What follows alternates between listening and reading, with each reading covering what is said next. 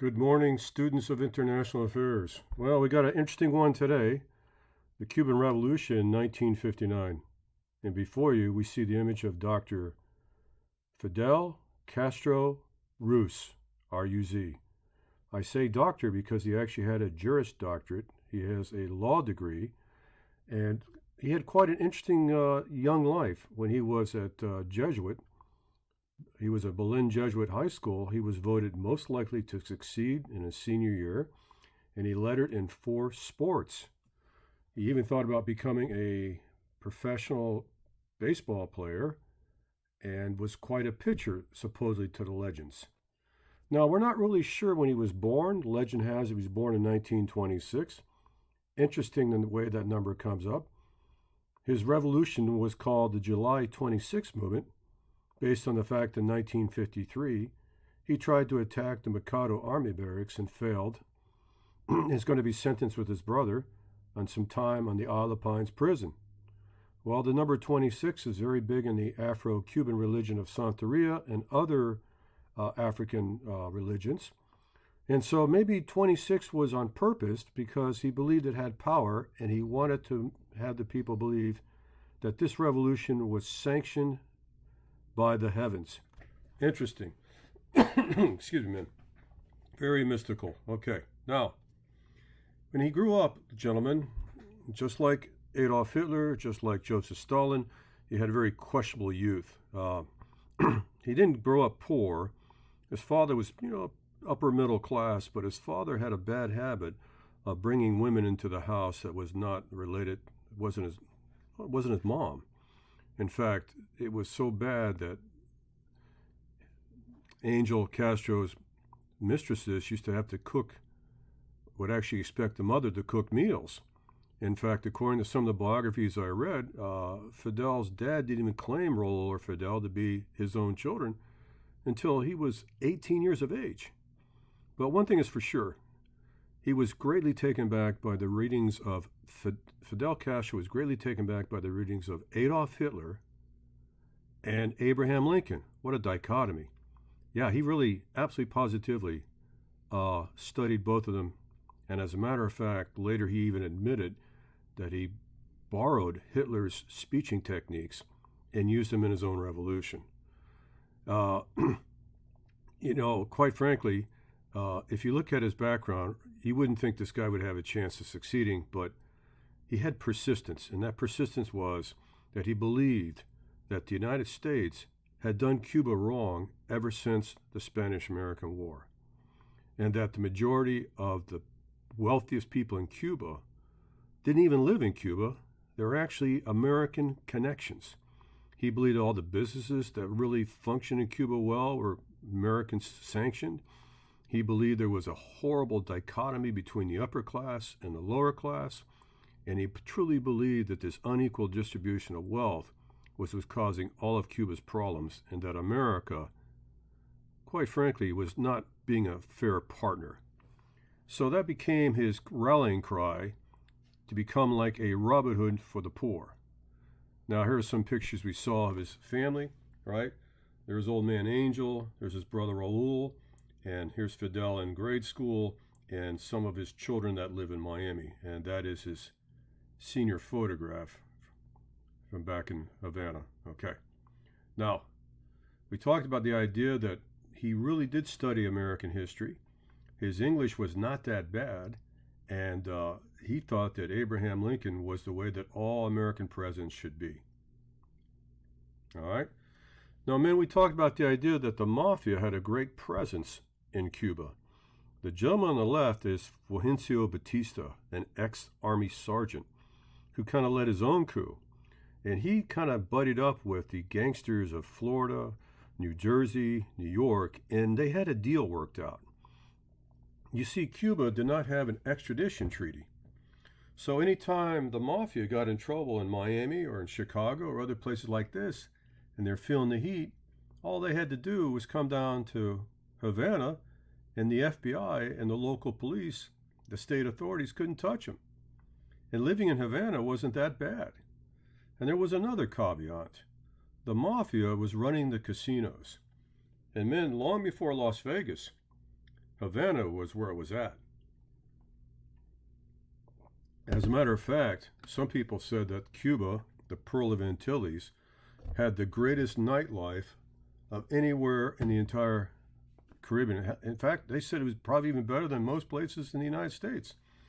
My grandparents actually honeymooned in Havana, Cuba, and they said it was everything that everybody bragged about.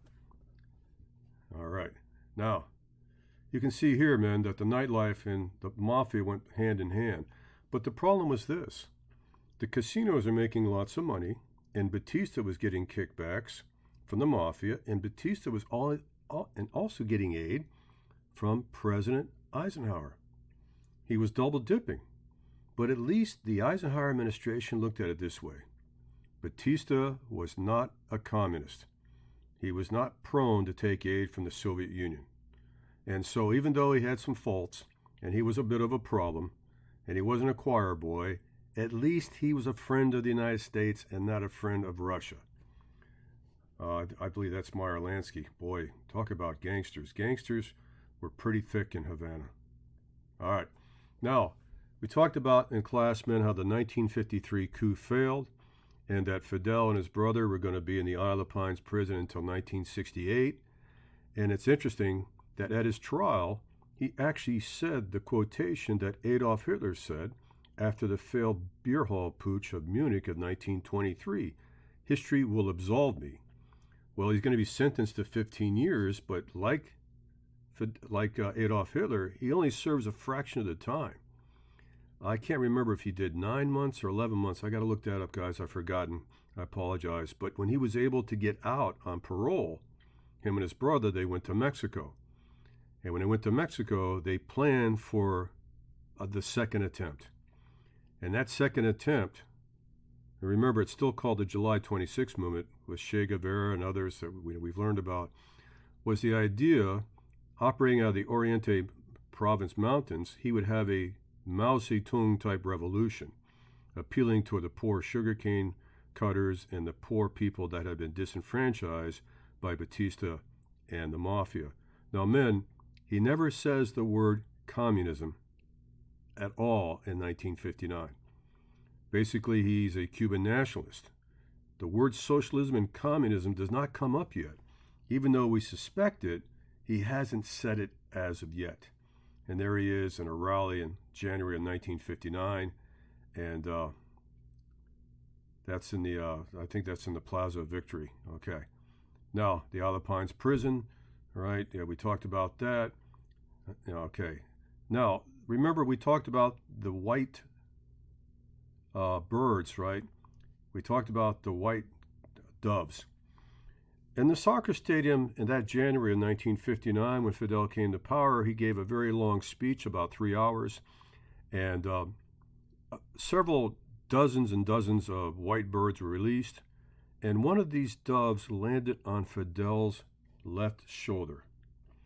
And the people who are quite religious, and I'm not going to say superstitious, that's not right, but the people that believe in the power of that sort of things and symbolism, actually believed that the Holy Spirit had given his blessings upon the July 26 movement, which you see, which is right here. So the bearded ones now have the sanction and the blessing of the Holy Spirit. And that's going to be a problem. And Fidel realizes that he can use that for his propaganda values. Now, on the test, this gentleman named Herbert Matthews. Herbert Matthews was a writer for the New York Times, and he quite believed that he could find Fidel Castro, who was alleged to be killed by Batista in the LaGuardia, and he was able to find him. And in a series of several articles in the New York Times, he wrote the story of Fidel Castro, and it became a popular, if you will, mini-series. Unfortunately, Herbert Matthews made Fidel Castro sound out he was like some sort of Robin Hood, that he was stealing from the corrupt rich and giving to the poor. And inadvertently, I don't know if he did it on purpose, he made him into a hero. There were actually American college students who literally quit school, came to Cuba, and tried to join the revolution in the Sierra Madres, Sierra Orientes. I need that first cup of coffee, man. Okay, Eastern Cuba. Now, what Fidel Castro used, which was interesting, was a mimeograph machine. That's how he did his propaganda. He had a mimeograph machine in the jungle, and he would bring out pamphlets to the peasants, teaching them about the ideas of socialism, but never saying the word socialism. Okay? When he came back from Mexico to begin the second attempt to take over Cuba, he came back in the Grand Mall. That's this 60-foot boat right here. It was a miserable trip. People got seasick. They actually lost one of their rebels, fell overboard, and he drowned. It was a mess, but they were able to come ashore, and every July 26th, this boat is paraded in downtown Havana in like a Independence Day parade. It's also the name of the Cuban newspaper, the Grand Mall. Interesting, huh? Now, President Kennedy is going to inherit the Cuban problem from President Eisenhower. And when Fidel Castro comes to visit New York City and asks for help from the United States, President Eisenhower never saw him.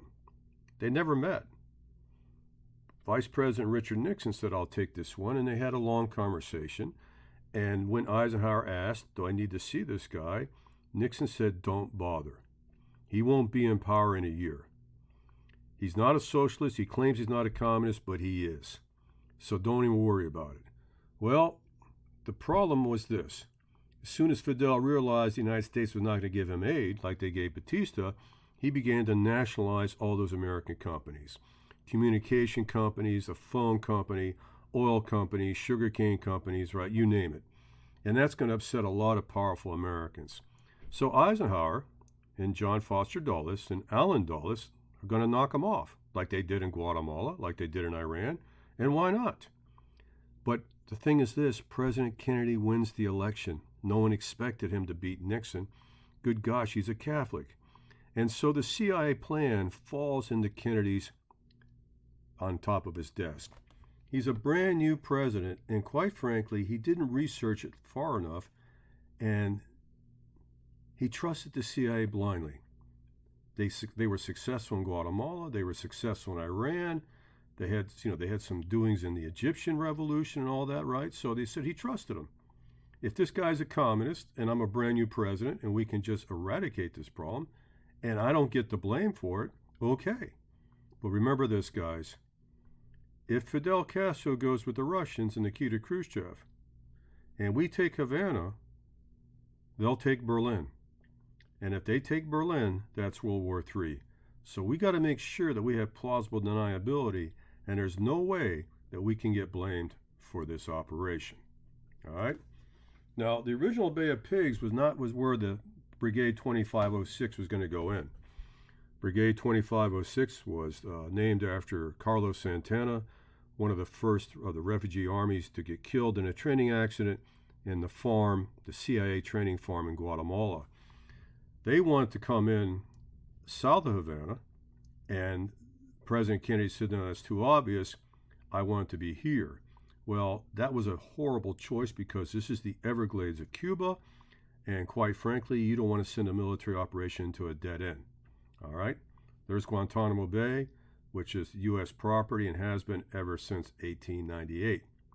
So even though the CIA didn't like the idea, I said, okay, we'll play ball with Mr. Kennedy. We'll put it there. And the whole idea was that there was an underground. And that underground was going to cause a lot of commotions to give the Brigade 2560 time to get ashore. There was going to be a popular uprising. People were going to blow up bridges, cut down telephone poles, burn sugarcane fields. And Havana and Fidel's army would be drawn away from the beachhead so the refugees could come ashore, take over the government, and then be recognized by the United States as a brand new legitimate government. But there's problems here, man. The problem is this. We didn't understand how effective Brigade 2506 could be against the idea of the Committees for the Defense of the Revolution. You see, Fidel had spies in Miami. He did, even on Coral Way. And Fidel had a good idea what was coming. In fact, he even told the United Nations he was going to get hit. But the thing was that Fidel had an idea how, and he had an idea who was going to do it, but he wasn't quite sure when and where. But unfortunately for us, this is one of the places that Fidel Castro goes to vacation with the people. Brings down a bottle of rum, they get some dominoes, they roast a pig, he does some swimming over here. And so, unfortunately, the local Cubans, these are Fidel's boys, and they're the ones who are going to tell him when the invasion starts. And here's a magazine from 1961. Men, the problem was that there was air cover. Excuse me. Fidel had inherited an air force from Batista, including jets, and if those jets are not taken out, these guys don't have a chance. Brigade 2506 has no chance.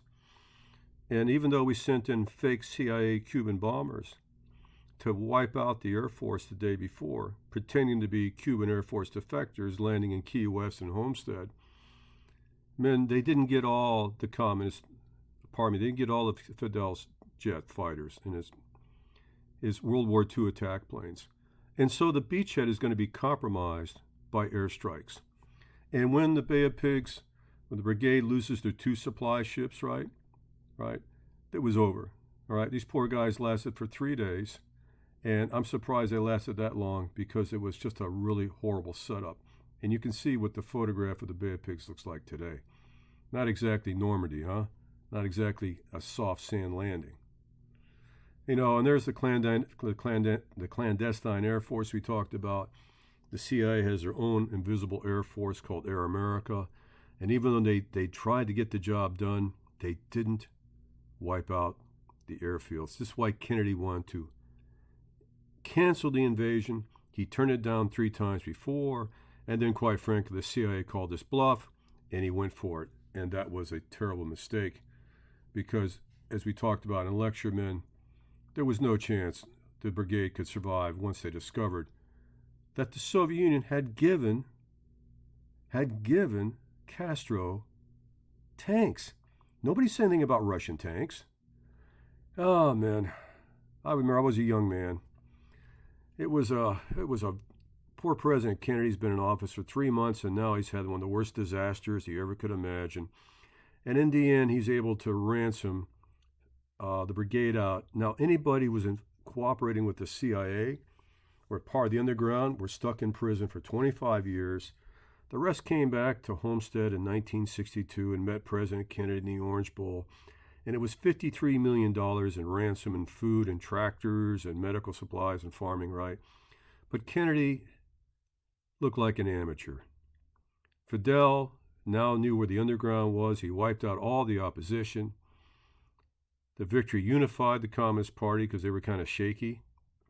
And shortly after the Bay of Pigs, Fidel will announce that he is actually a communist, and he is in the Russian camp. President Kennedy is so frustrated that he actually destroys the CIA from within, fires the director, Allen Dulles, fires everybody, and like he said, I will shatter the CIA into 1,000 pieces and throw it into the wind. From now on, I'll have only military intelligence. So right off the bat, it's kind of a David and Goliath battle. And in this particular case, David gave Goliath a black eye, and Kennedy will never live down the failure of April 1961. Right? There's an actual photograph of the CIA A-26 coming in. A lot of guys from the Alabama Air Guard was there. And Shea actually thanked President Kennedy because now he said our revolution is solidified. We've killed the opposition, right? We are considered to be heroes, and the people are 100% behind us. Even those Cubans who are lukewarm now believe that we are the answer in the future to Cuba. Che Guevara, the Argentinian, with Fidel Castro. There's the Orange Bowl. There's Jacqueline Kennedy, Brigade 2560 flag that was returned to the brigade only a few years ago. It was in a vault in the Kennedy estates in Palm Beach. And man, it was a complete horrible way for President Kennedy to start his administration. Operation Mongoose was President Kennedy and Bobby Kennedy's attempt to kill Fidel Castro by other means, even hiring mafia hitmen, poison pins, LSD, exploding seashells, oh my gosh, you name it. Now, Fidel said that he survived 47 assassination attempts. I don't know how true that is, but I know that the mafia did lend the greatest hitmen they had, and they couldn't get the job done.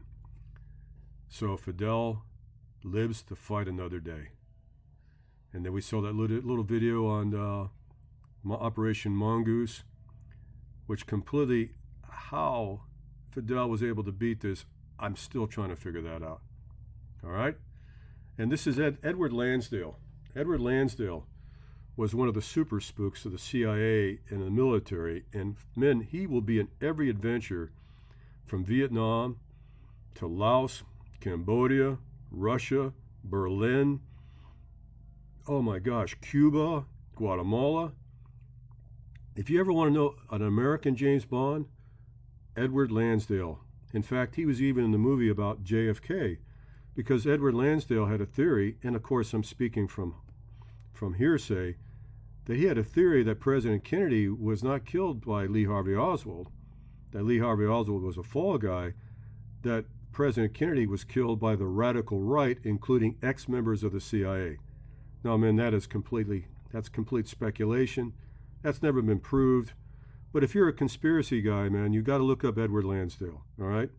So far, it's been 60 years since the assassination, almost 60 years, and there's never been any hardcore proof of any outside conspiracies. Now, do I read those stories? Sure I do. I'm a student of history. Do I believe them? I don't know. That's one thing about studying history, man. You can never say for sure, because Napoleon Bonaparte once said that history is nothing but lies that have been agreed upon. So I'll leave the final verdict up to you. All right, guys. Hope you do well today on the test. I'm looking forward to talking to you, and I'll see you soon, okay? All right, man.